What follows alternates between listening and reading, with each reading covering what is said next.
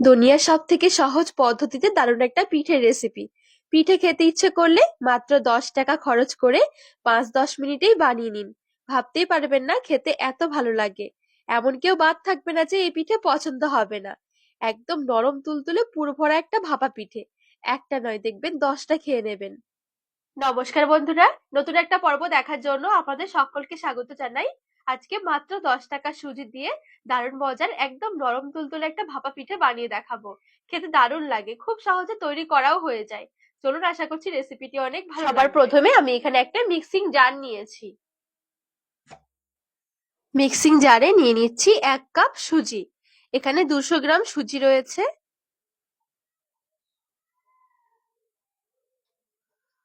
সুজির সাথে আমি 1 চামচ মতন চিনি নিয়ে নিচ্ছি। মিক্সির ঢাকনা লাগিয়ে সুজিটা একটু ভালো করে গুঁড়ো করে নেব। এতে করে কি খাওয়ার সময় বুঝতেই পারবেন না যেটা সুজি দিয়ে বানানো হয়েছে। সুজির দানা দানা ভাবটা একদমই থাকবে না। তো এখানে আমি সুজিটা একটু ভালো করে গুঁড়ো করে নিয়েছি। এখানে যে পুরো পাউডার হবে এমনটা নয়, হালকা একটু খসখসে ভাব থাকবে। এবারে একটা বাটির মধ্যে এই গুঁড়ো করা সুজিটা নিয়ে নিচ্ছি।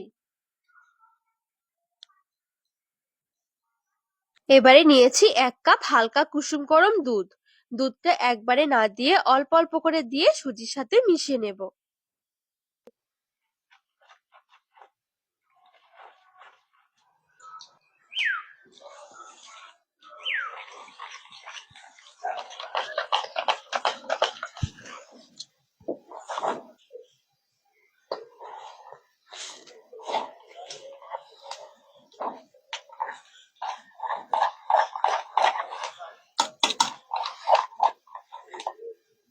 অল্প অল্প করে দুধ মিশিয়ে দেখুন আমি এখানে খুব সুন্দরভাবে মেখে নিয়েছি।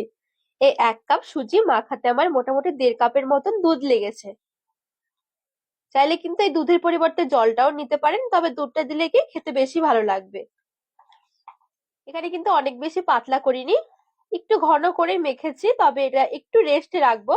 রেস্টে রাখার পর কিন্তু এটা আরেকটু ঘন হয়ে যাবে, যেহেতু সুজি জল পেলে একটু ফুলে যাবে।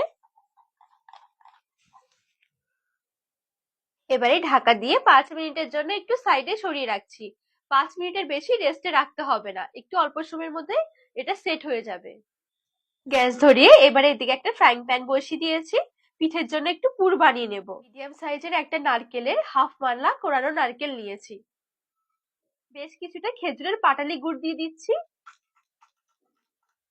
গুড়টা নারকেলের সাথে ভালোভাবে মিশে যাওয়া পর্যন্ত একটু নেড়ে চেড়ে পাক দিয়ে নেব।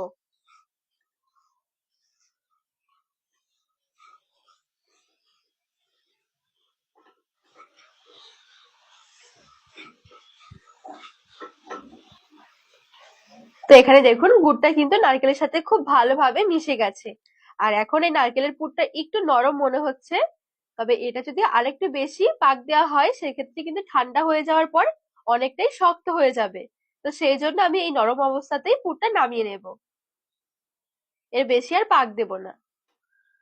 এবারে গ্যাস ধরিয়ে এদিকে একটা কড়াই বসিয়ে দিয়েছি। কড়াইয়ে বেশ কিছুটা জল নিয়ে নিচ্ছি। জলটা এদিকে গরম হতে থাক। আর এদিকে যে আমি ঢাকা দিয়ে রেখেছিলাম সুজির ব্যাটার, 5 মিনিটের মতন হয়ে গেছে। আর দেখুন আগের তুলনায় কিন্তু অনেকটাই ঘন হয়ে গেছে।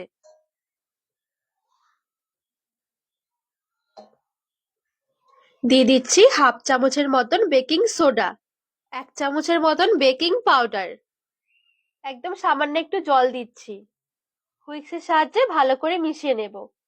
এই বেকিং পাউডার আর বেকিং সোডা মেশানোর পর কিন্তু ব্যাটার অনেকটা হালকা হয়ে যাবে। ব্যাটার কিন্তু খুব বেশি পাতলা হবে না, একটু ঘন করেই বানাতে হবে।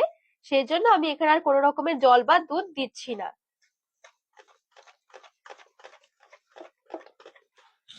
তো এখানে আমি বেকিং পাউডার আর বেকিং সোডা দিয়ে খুব ভালোভাবে ব্যাটারের মধ্যে মিশিয়ে নিয়েছি। মানে দেখুন এদিকে আমি নিয়েছি এরকম একটা আপ্পাম প্যান, যদি না থাকে ছোট ছোট বাটিও নিতে পারেন। তো এই আপ্পাম প্যানের মধ্যে আজকে আমি পিঠেটা তৈরি করব। এবারে অল্প অল্প করে আমি এরকম করে একটু তেল ব্রাশ করে নিচ্ছি।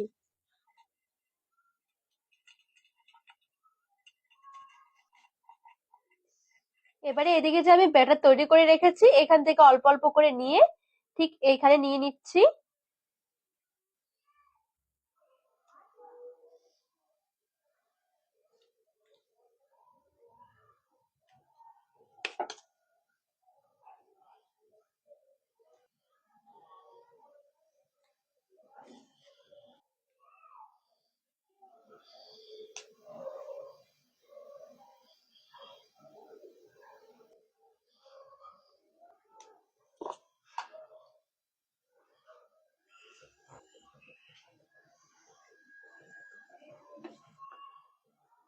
আর এদিকে যে আমি নারকেলের পুরটা তৈরি করে রেখেছি, এখান থেকে ঠিক আমি এরকম অল্প অল্প করে নিয়ে নিচ্ছি।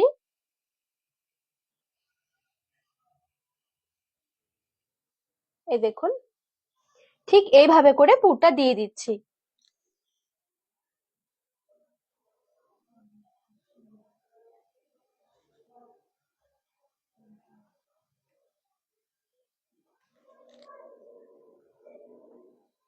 এরকম করে সবগুলো পিঠে আমি রেডি করে নেব।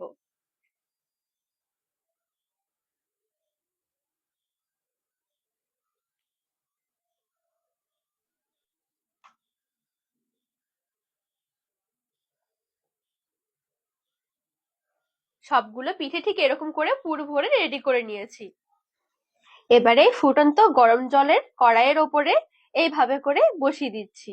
এবারে 5 মিনিটের জন্য মিডিয়াম আঁচে ঢেকে রেখে দেব। তো এইদিকে আমি ঢাকা দিয়ে রেখেছি, 5 মিনিটের মতন হয়ে গেছে। এবারে ঢাকনা খুলে নেব। তো এই দেখুন, এখানে পিঠেগুলো কত সুন্দর ভাবে ফুলে উঠেছে।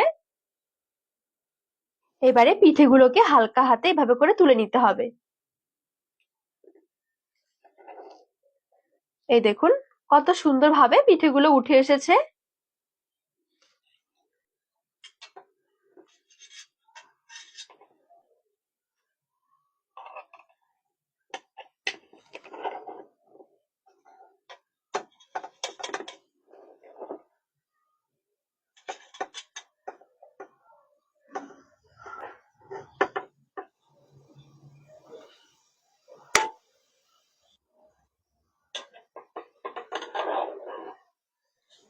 তো এদিকে সবগুলো পিঠে খুব সুন্দরভাবে তৈরি করে সাজিয়ে নিয়েছি।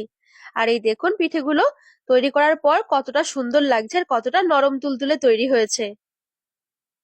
এবারে চলুন একটা পিঠে আপনাদেরকে ভেতর থেকেও ভেঙে দেখাচ্ছি যে ভেতরেও কতটা সুন্দর হয়েছে। একদম তেল ছাড়া দারুণ একটা ভাপা পিঠের রেসিপি, খুব সহজে কিন্তু মাত্র 10 টাকা সুজি দিয়ে ঝটপট তৈরি করে নিতে পারেন। খেতে দারুণ লাগে।